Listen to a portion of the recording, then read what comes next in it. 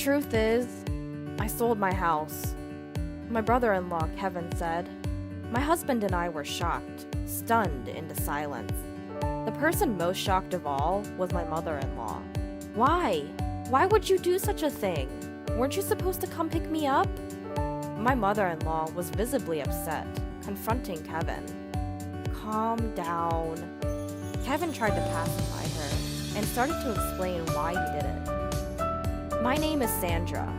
I do remote work with my husband Robert. The peaceful work environment where we could take breaks whenever we wanted satisfied both of us. Then my mother-in-law came to live with us. We were financially stable, so we didn't have any complaints. But why aren't you two going out to work? My mother-in-law would look at us disapprovingly as she said this. I felt exhausted at her words, as if the same thing was starting all over again. When my mother-in-law first questioned us like this, we explained that we were working remotely. But aren't you just playing around? I've told Robert the same thing. Are you listening? When will you two start working properly? Aren't you thinking about your future life? My mother-in-law refused to understand our job. I'm so worried. I wonder if I made a mistake coming to this house. I should have gone to Kevin's house. She would often sigh and say this. The Kevin she mentioned is Robert's brother. He has married a wealthy woman named Carol, who he found somewhere, and now he seems to be living off her wealth. My mother-in-law wasn't informed about this. Kevin asked us not to tell her. Kevin's house is not a small one like this. It's very large. It's like a foreign castle. Well, I'm planning to move to Kevin's house eventually, which will become my house. My mother-in-law would say this, waiting for Kevin to come get her. We knew that the day would never come when Kevin and his wife would come to pick her up. That's because Robert once suggested to his brother, who his mother dotes on, that she could live with him. However, Kevin refused to live with his mother. So, we ended up living together. And even though we were called unemployed for doing remote work, we resigned ourselves to the fact that that's just how she is. But an incident occurred that made it impossible for us to continue tolerating it. Out of the blue, we got a call from Kevin. I'll be coming over this weekend. Without waiting for a response, he hung up. What do we do? That guy hasn't changed a bit. Robert and I were baffled, and overhearing our conversation, my mother-in-law leaned in, looking delighted. He's coming to pick me up! Please, help me prepare to move, she said, and then dragged Robert off to her room. Robert looked troubled. Mom, Kevin's not coming to pick you up. He probably called because something happened. But she snorted, clearly unconvinced. That can't be true. But he didn't say anything about picking you up on the phone, right? He just didn't say it, Robert. I'm so tired of this house. You're probably hoping to make me your housekeeper, but that's not going to happen. We couldn't understand why she was having such paranoid thoughts. Since she came to our house, she got up whenever she wanted, didn't do any housework, and lived off the pocket money we gave her. Well, we weren't going to force my mother-in-law to stay, so we did as she said. Packed her bags, and waited for his brother to come. Over the weekend, my brother-in-law and his wife arrived at our place. As soon as they entered our home, they had suspiciously ingratiating expressions on their faces. I had a bad feeling. Just then, my mother-in-law emerged with sparkling eyes. You finally arrived! Listen here, Sandra is totally inept at house chores, so I have to do them. And Robert completely ignores me. Isn't that terrible? She said that with a victim-like expression, pushed past Robert, and welcomed her brother into our home. You guys, don't mistreat Mom. There's no way we're doing that. We're giving her an allowance, and she's eating whatever she likes. Plus, Sandra is handling the house chores, Robert said, with a complicated expression on his face, but his brother just looked suspicious. Robert has always been a bit clueless, probably treating Mom badly without even realizing. And it seems Sandra isn't the considerate type. That's right! Kevin really understands me. Hearing this conversation, Robert and I couldn't help but scowl. Despite this, we decided to entertain our guests and led the couple to the living room. We all sat around the living room table with Robert and me on one side and the couple on the other. Now, what are you sitting around for? Serve the tea! Huh? I thought you were going to make the tea, mother-in-law. What are you saying? Making an old woman work? You see, Kevin, Sandra is this kind of person. My mother-in-law even started fake crying at that point.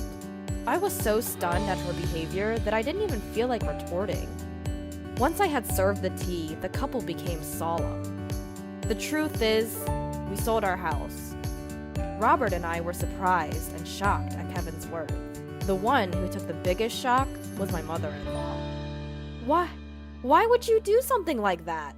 Didn't you come to pick me up? She asked, flustered, confronting Kevin. He tried to calm her down, saying, "Easy, easy," and then began to explain. We've been in debt, and though we could repay the debt by selling the house, we're broke and have nowhere to live. So we came to discuss if we could stay here. What? Debt? I was trying to start a business, but it didn't go well. Well, that happens, right? Kevin, unabashed, laughed while saying this. Robert and I sighed in exasperation. We only need to stay until we find a new house. Please, we have no one else to turn to. The couple bowed their heads together. I think our expressions must have been complicated, but if they had nowhere to live, we had no choice. We agreed to let the couple temporarily stay in our house. However, we made them promise to leave within a month. Kevin said, "Got it," and still laughing, went back to prepare to move their things.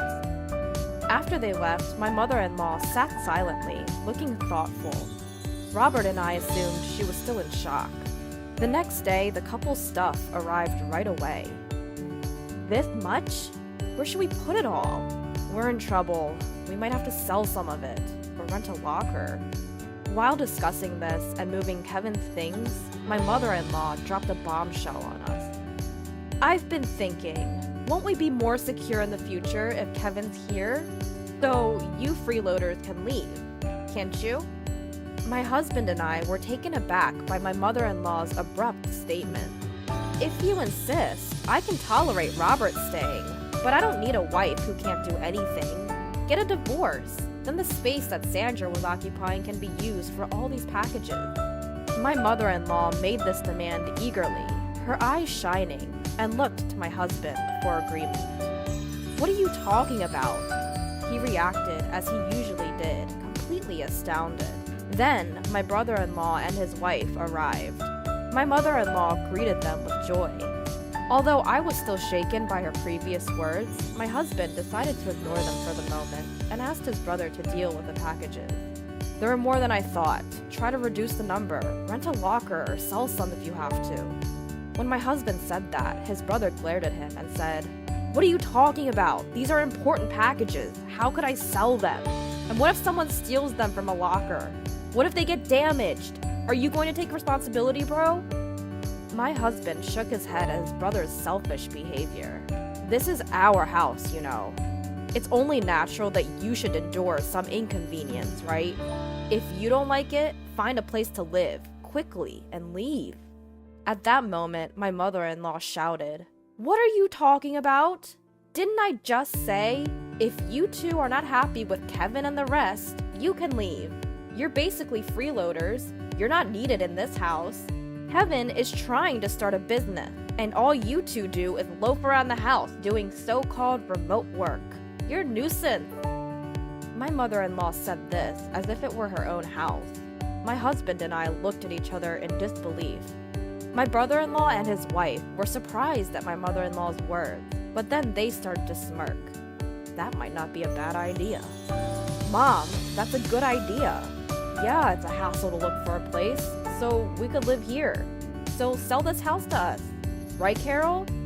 I feel uncomfortable with you two around, so it would be helpful if you sold this place to us. Plus, it seems like our mother-in-law is on our side, so sell this place to us." My husband and I were dumbfounded at their words. "What nonsense are you?" my husband began, but was interrupted by my mother-in-law, who gloated. "See? Both Kevin and Carol are saying the same thing. So what will you do, Robert? If you're going to divorce, you can stay here. My mother-in-law glared at me triumphantly.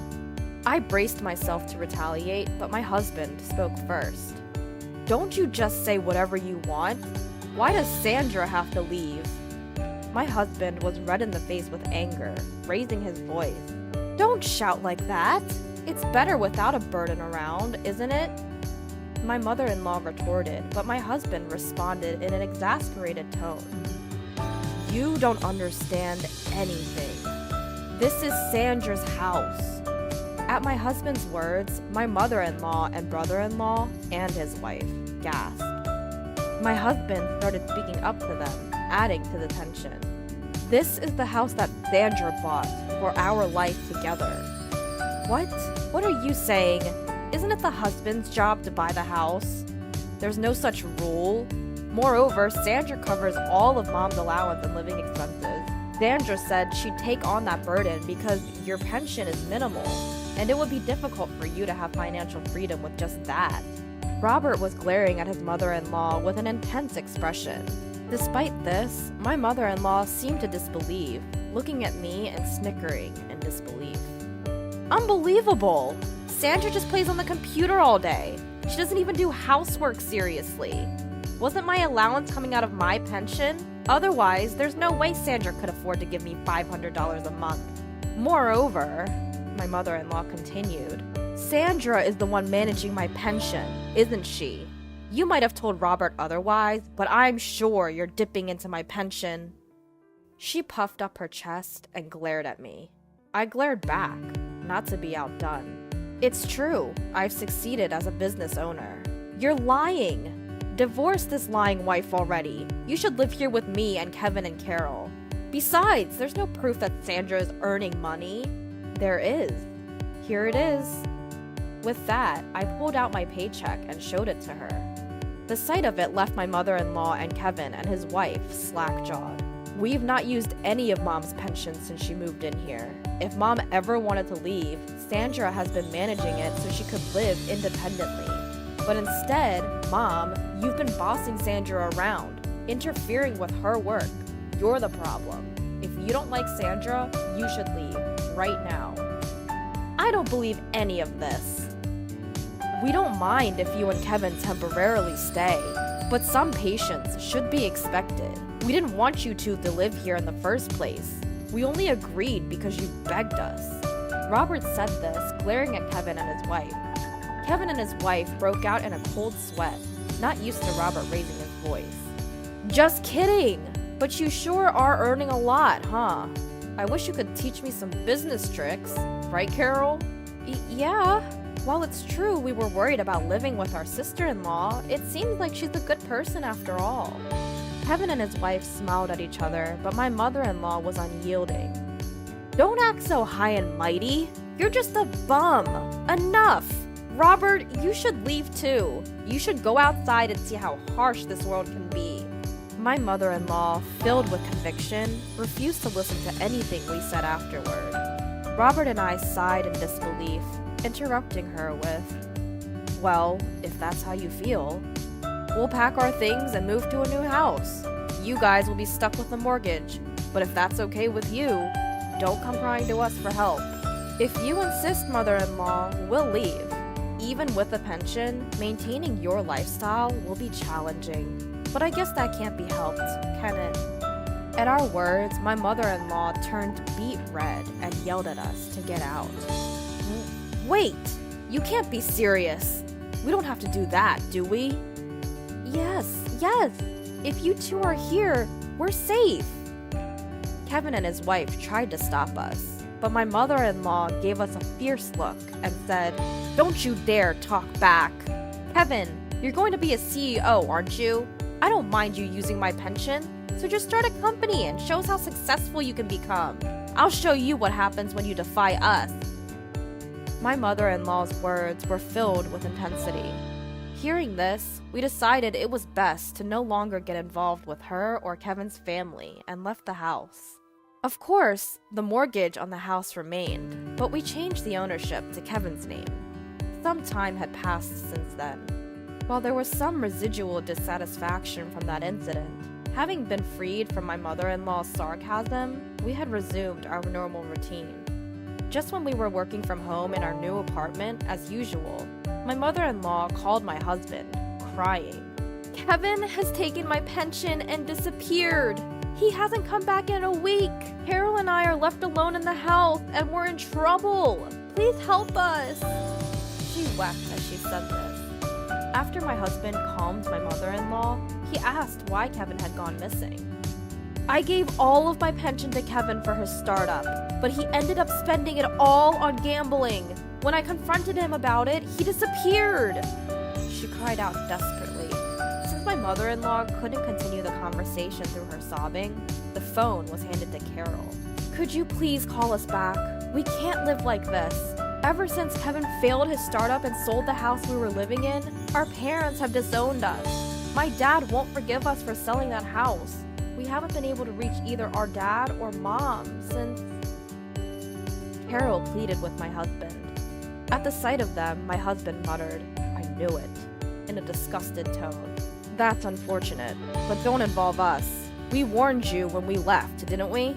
Even if you come crying to us, we won't help. You can report Kevin as missing to the police. It's none of our business." With that, he hung up. I was shocked, but my husband said, "They got what they deserved." And I agreed. After that, they called my husband's cell phone many times. When my husband, frustrated, answered the phone, Carol would cry about not knowing how to report Kevin as missing. We were surprised she didn't know and gave her advice to call the police.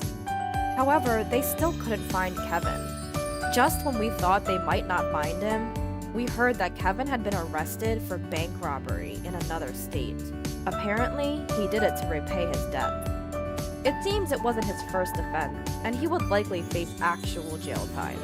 Carol can't go back to her parents' home, and is still living with my mother-in-law in that house. It's uncertain whether or not she will divorce Kevin. That's probably the least of her concerns right now. She registered with a temp agency and is struggling with her first job ever, but she's somehow making ends meet every day. As for my mother-in-law, Kevin took all of her pension, and now she has to repay his debt. She has also started working part-time to repay the debt. My husband and I expressed sympathy for my mother-in-law and sister-in-law's family, but we have made it clear that we have no intention of helping them, and we have cut off all communication. They must be tasting the harsh realities of life that my mother-in-law always talked about. Despite the changes since my mother-in-law moved in with us, my husband and I are glad that we have returned to our peaceful days.